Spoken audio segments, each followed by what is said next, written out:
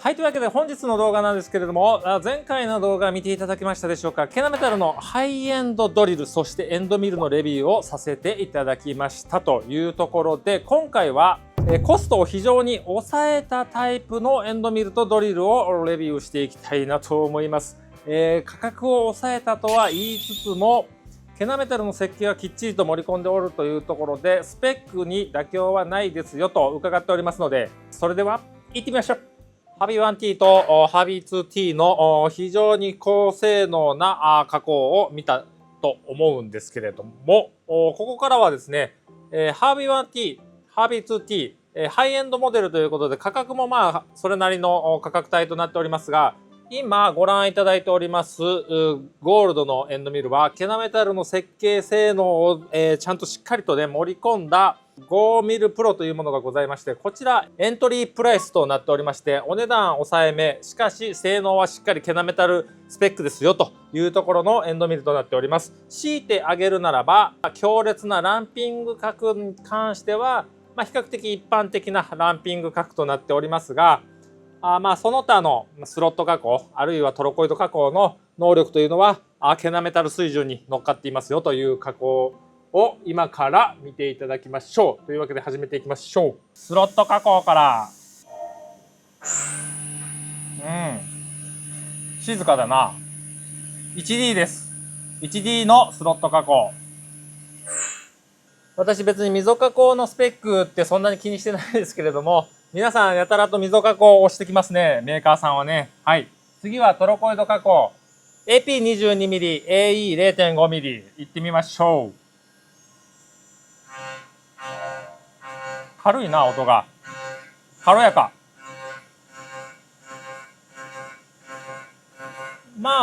一応これケナメタルさんの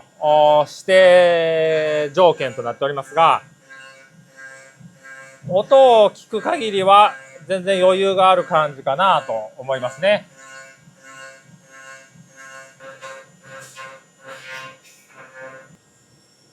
はい、平穏でしたね。何の心配もないし、ドキドキ感もない。これぐらいのスペックは日常的に使えるスペックという感じがします。ライズドアップ加工だったかな。ちょっと忘れちゃったんだけど、ケナメタルさんご提案によります、そこの R があるところをこう、下からね、上に削り上げていったっていう加工をやりましたが、それをこのエンドミルでもやってみようかなということで、ちょっとね、準備中というところで、条件一緒なんで、ちょっとカットさせていただきたいなと思います。トロコイド負荷制御加工が終わりますと、ライズドアップということで、加工を切り上げていくような形となっております。なので、10ミリの溝加工が含まれるという感じですね。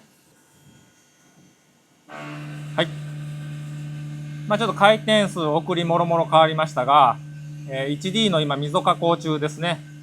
難なく、非常に静かな加工だなという印象ですけれども。ちなみに、加工したい形状っていうのはこちらのような形状になるわけなんですけれども、粗加工、そして中粗中仕上げ、そして仕上げ加工という風なね、工程を踏むとですね、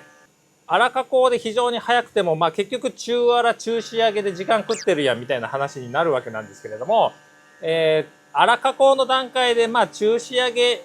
あるいは中粗加工ぐらいのところ、準ずるところに持っていきましょうということですね。加工条件だけじゃなくて、工程数もちょっと削減するという加工方法になっておりますと。等高線加工ってこう上から下に行くじゃないですか。上から下に行くやつだと、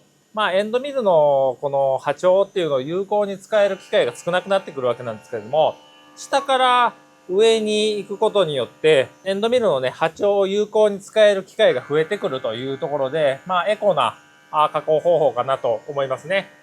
エンドミルの活用法としては、下から上に切り上げていくのも一つの手ではないかなというような加工方法でございました。はい、というわけでこんな感じでね、3D 加工の仕上げ加工手前の加工が粗加工と同時に終わりましたという感じですね。これだとこの自工程の手間がね、だいぶ減ってるんじゃないのかなと思います。はい、ではゴードリルを使いまして、こちら S50C と FC250 中鉄を加工していきたいと思います。スペック深さをね 15mm で設定しましたけれども、まあ全く問題ない感じですね。だって中鉄だもん。はい、主軸抵抗もねほとんど出てないっていう感じですね。で、次が S50C となっております。まあ、さすがに FC よりとは抵抗出ると思うんですけれども、スペック深さは同じ 15mm にしました。軽いなぁ。やっぱり、多少は主軸トルクかかってますね。まあ、しかし、15mm のペック深さで 40mm、8パイで 40mm の深さなんで 5D の穴加工、イージーですよとなっております。はい。だいぶ給油でも安心して使えるなという感じでしょうか。材料調達でちょっと間が空くなと思ったら、その間にバカすか仕事が入ってめちゃくちゃ間が空いたというわけでね、再開していきたいと思うんですけれども、ゴードリル、はい、こちらご覧いただけます通り、ツールスルーに対応したラインナップもございますよということで、ぜひともツールスルードリルを使いたいマテリアルということで用意いたしました。まあもちろんね、S50C といった一般的な鉄や A5052、6061等の一般的なアルミに対してもですね、切り子の排出という点ではツールスルー非常に有用になるわけなんですが、切り子の排出はもちろんもっとツールスルーが有用になるマテリアル、枠ありますよねということで、やはり加工効果を起こす、あるいは熱伝導率が悪くって、刃物に熱ダメージがいきやすいワークということで、代表選手、SAS304 ご用意いたしました。やはりこいつを語らずしてっていうところですかね。というわけで SAS304、加工効果、そして熱伝導率の悪さから来る、刃持ちの悪さありますので SAS304 ご用意いたしました。そして、インコネル718。はい、718ということで、こちらインコネルもご用意いたしましたということで、今回インコネルに対してもゴードリルで穴加工をやっていきたいなと思います。はい、というわけでね、304から行ってみたいなと思います。やはり加工効果ことも考えて、ノンステップでね、やっていきたいなと思います。10穴ほど連続で加工していきたいなと思います。結構突出量いい感じですね。穴が大きいのかな。これなら安心感がある突出量かなと思います。では行ってみましょうか。怖い。初めての工具って大体怖いよね。はい、行きましょう。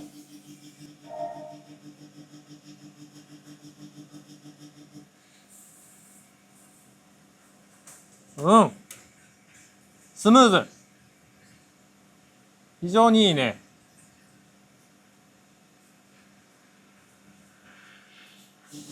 なるほど。非常にいいですね。これは大丈夫なやつですね。はい。初めて使う工具ですけど、これ大丈夫な工具です。はい。まあ、なんとなくのイメージとして、マージンレス仕様ということで、私、SAS304 といえば、ドリルが少し暴れやすいイメージがありますので、マージンレス、ちゃんとこのセンタリングの、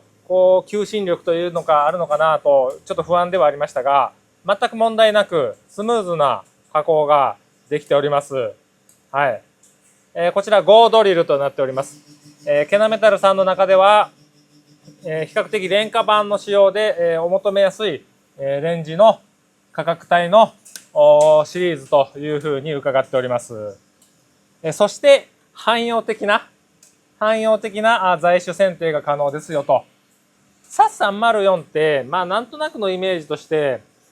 排出ドリルに頼りたくなりがちじゃないですか。まあなんとなくやりきってくれるじゃない、排出ドリルなら。SAS304 って。なんですけれども、センタースルーの超高ドリルであれば、むしろその排出ドリルで頑張るところをクリアしていける。耐熱性の高い超高母材に、しかもセンタースルーで先端を直接冷却することによって熱対策ができます。で、加工し続けるので、加工硬化層が生まれる先に行くっていうね。はい。まあ、SAS304 ハイスドリルというイメージがありますが、まあこれからの時代はセンタースルーの超高ドリルとなっております。そして、ケナメタルさん、なんか面白いマージンレス仕様ということで、まあ、低抵抗というところは聞いておりますが、継続して使っていくとどうなんだろうね。ただこの安心して喋ってられる、それぐらいスムーズな加工となっております。最後の穴かな。最初の一穴のドキドキ感はもうないね。この型が入ってからの音でわかるじゃん。いい工具だな、みたいな。あるいはちょっとやばい材料だな、みたいなのあるじゃないですか。まあこの辺、非常に安心感のある加工でしたと。はい。観察していたところね、やっぱ入り口付近の型が入る前の切り子っていうのは伸びていたので、まあこんな感じなんですが、まあ全体的に型が入った後の切り子はこんな感じでブレイクしているといった感じでしょうか。どうでしょうか。マージンレス仕様ではありますが、穴の方非常に綺麗に仕上がっているかなと思います。はい、というわけでね、マージンレス仕様で SAS304、私ちょっと刃がこうブレて踊っちゃうんじゃないのかなっていう懸念が加工前に実はあったんですけれども、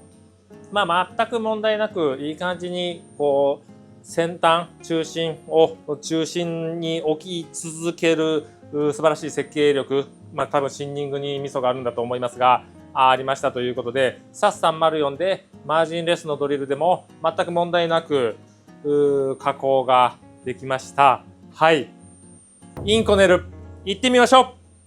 さあというわけでこちらインコネル718ということで加工していきたいなと思います。私インコネルそんなに加工したことないのでインコネルいろいろ種類あるとは思うんですが、718を果たして私加工したか正直ちょっとよくわからない。インコネルの何かは加工したことある。そしてですね、インコネルの何かを加工していた時にエンドミルとフェイスミルを使っていたんですけれども、基本的にやたらと刃物が摩耗する、かけるっていう感じなので、もうひたすら工具を交換するというイメージ、まあ辛い過去の記憶しかないんですけれども、いわゆるいろんなワークに対応しております汎用ドリルで対応できるということで、ケナメタルさんに5ドリル預かっておりますので、加工していきたいなと思います。やっていきましょうか。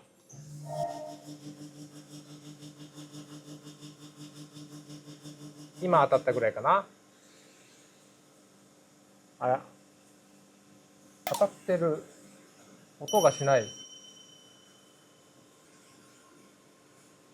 一応主軸負荷上がっておりますので加工はしておるというのはわかるんですが、音がない。音が聞こえてこないな。貫通しました。はい。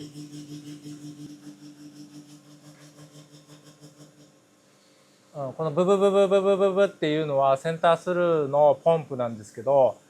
まあフリーの時は抵抗が少ないんで、こうポンプが若干こう空回りというかしている状態で、穴が入るとちょっと圧が高くなるのでポンプが空回りせずに回っているみたいな感じでポンプの音がなくなります。はい。そんなことはどうでもいいんですけど、インコネルのドリル加工ってこんな感じなんですか？よくわからん。なんか私のイメージ、私のインコネルのイメージ、10穴用意しておりますが、1穴とか2穴とか加工したら交換とか、ものによるんかな。4穴加工したら交換とか、なんかそんなイメージだったんですけど、10穴もしかしてこれ1本でいけるんかな。インコネルってもっとなんかこう、辛い辛いイメージやったけどな。こんな普通に加工するもんなんか？ちょっと音がしますね。でもなんていうか、その切ってる音なので、ガッガッガッゴッゴッゴンみたいな音ではないんで、切ってる音なんで、そんなに不安感はない。主軸負荷、ロードモニターもそんなに一穴目と変わらずといった感じですね。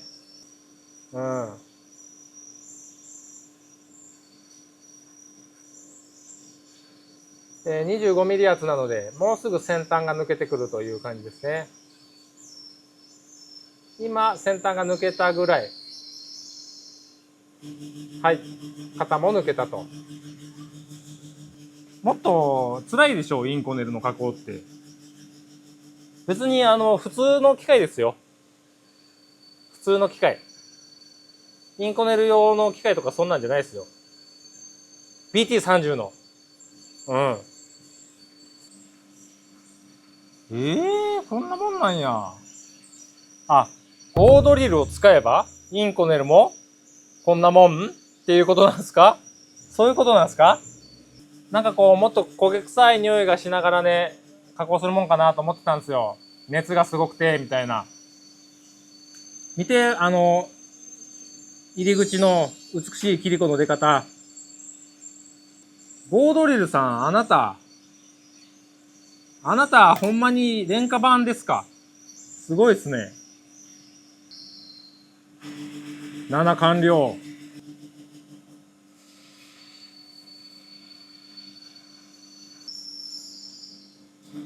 8完了と。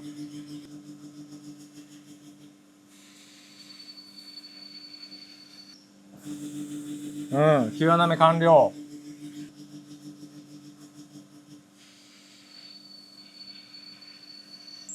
相変わらず綺麗なエントリー。はい。10穴目加工完了と。素晴らしい。まあそうなんだろうな。1穴目は、もう完全に無音だったんですけれども、まあ途中から切削音っていうのが聞こえてくるようになったという点で、まあ新品の状態から、10穴目までに多少なりとも変化はあるとは思うんだけれども、まあ約11分の加工だったんですけれども、まあそうは言っても安心感のある加工だったなというふうに感じるところですね。さあ見ていきましょうか。はい、こちらインコネル718加工終わりました。切り子の方はご覧の通り綺麗にブレイクしている感じでですね、まあ、何の不安感のない加工だったなと。穴の方はどうでしょうか。ちょっと入り口にね筋があるような穴もありますが、基本的には非常に綺麗に加工できているのかなと思います。SAS304 とインコネル718、こちらそれぞれ1本のドリルで加工いたしました。当然どちらも新品のドリルで加工いたしました。センタースルー仕様のケナメタル5ドリルで加工いたしました。はい。どちらも非常に安心感のある加工ができました。ということで、それぞれ刃の状態をアップでね、見ていきたいなと思います。はい。というわけでこちらは、SAS304 の加工に使用いたしました5ドリルとなっております。いかがでしょうか。どうだろう。拍子抜けする程度に変化がないかな。まあもちろん加工したんだなっていう感じではあるんですけど、新品と全く一緒かっていうとそんなことはないんだけど、ただなんだろうね、角とか切れ刃とか全く問題ないように見えますね。いかがでしょうかね、こちらの角度から。もう全然問題ない感じかなと思いますね。SAS304は非常に余裕を持って加工ができるなといった感じでございましょうか。そして、こちら加工しました SAS304 のワークなんですけれども、たまたまね、見たところ裏側にこの穴加工の蓋がだいたい残っていたということで、この蓋取ってみてみますと、ご覧のようにですね、この最初の方の蓋非常に綺麗にね加工していたんだろうという感じのね見た目をしている見た目ね。はい、どうでしょうか。こちらも最後の最後まで非常に綺麗に加工ができているなというのがね転写されているかなと思います。入り口特に盛り上がり等なく非常に綺麗よく、エントリーしていったのがわかるかなと。そして裏側、抜け張りが全くないのかっていうと、まあ以前レビューした HPR に比べるとやはりバリ出てはいますが、まあ凶悪なね抜け張りが出てるかというと別にそうでもない、まあ割とスッと取れる程度のバリが出ているなという感じですね。ではこちらインコネルを加工しました方のゴードリルとなっております。こちらもですね非常に綺麗な状態。SAS304 に比べるとやはりこの切れ刃、肩に向かっての部分、収束が高くなっていく方に向かって、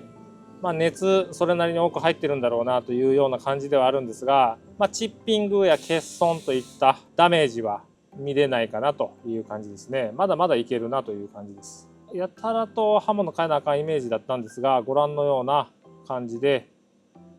本当にあなたインコネルでも加工してたんですかっていうくらいの、こんなもんですかみたいな感じのコンディションですね。はい。こちらインコネルのマーク、入り口の方にも盛り上がりとはないですし、バリもね、ないわけじゃないんですけれども、凶悪なね、抜け張りがあるのかっていうと、そんな大したことはないといった感じの状況ですね。5ミルシリーズと5ドリルでございました。いかがだったでしょうか。廉価版とはいえ、ハイエンドシリーズとガチかぶりしたただの劣化版ではなく、少しね、ターゲットがずれた形でですね、それぞれにいいところがあるシリーズとなっておりました。ケナメタル、私、実は今回ほぼ初めてぐらいでしか使ったことないレベルのユーザーなんですけれども、ケナメタル製品使ってみたいという方に向けてですね、エントリーしやすいエントリーモデル、5シリーズとなっておりました。ケナメタルっていう名前自体はめちゃくちゃ知ってるんですけどね、案外使ってないということで、今回非常にね、楽しく加工することができました。特に、気に入ったのは、5ドリル。5ドリル非常にいいかなと思いました。センタースルー仕様じゃない方のモデルでは、比較的ロング波長のもので、深穴加工をね、やってみました。S50C 鋳鉄加工を行いましたが、センタースルーなくてもそういったねマテリアルであれば全然加工が可能ですよっていうのと同時に、加工効果であったりとか、耐熱合金であったりとかっていういわゆる熱害がひどいワークに関してはセンタースルーを使ってみましたけれども、非常にね安心感のあるドリルとなっております。もちろん5ミルプロのエンドミルの方も非常に良かったなというところなんですけれども、もうちょっとねラジアスを大きいものを取ったりとかして、繰り広げのやつとか駆け上がり繰り広げ加工みたいなやつをもうちょっと大きいラジアスとかシーメントリのものを使ってやってみるとかね、そういう方法も試してみたいなと思いました。というわけで今回の動画以上にしたいなと思います。面白かった、参考になったという方いらっしゃいましたらグッドボタン、チャンネル登録どうぞよろしくお願いいたします。というわけでご視聴ありがとうございました。